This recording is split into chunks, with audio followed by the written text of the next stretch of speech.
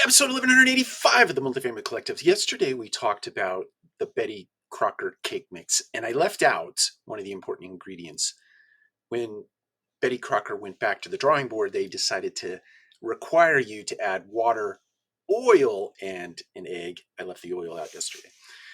But the point of this video is different from the point that we made yesterday, and the point is this: when we move away and go back and listen to yesterday's episode for context, but if we centralize and automate a lot of the work in the multifamily space or with business in general, if we're not there to backfill with some sort of upskilling or reskilling of our team members, we run the risk of removing the oil and the egg from the work.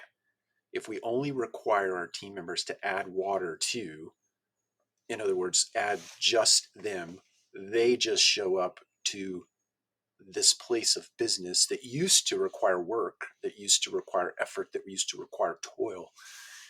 And it's no longer there. And it is only the relationships and the interactions that you have with residents and team members at that point. Because I do think there is a day where you can largely automate, centralize, or outsource a lot of the work that happens on a multifamily property today.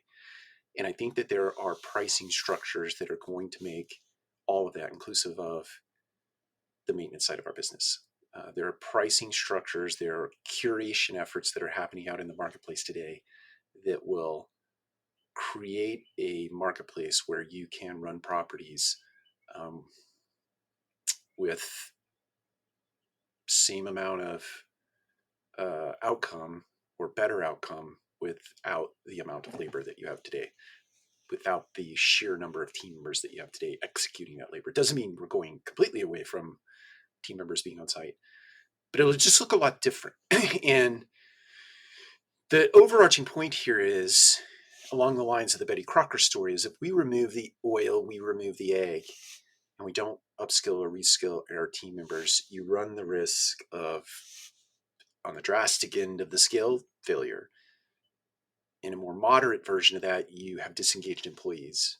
But for those who are thoughtful in advance, you'll have put the mechanisms in place to make sure that those relationships, those interactions, creating those collision points where people can get to know each other and develop deep relationships, where you've been thoughtful about that and intentional about that ahead of time, you'll be uber successful.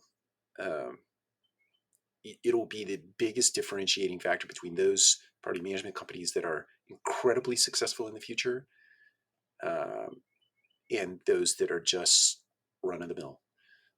Nobody's going out of business, but there'll definitely be a differentiating factor between those who have figured out how to centralize, automate, and outsource versus those who rely on old business structures and old business plans. So think about that. Take care. We'll talk to you again soon.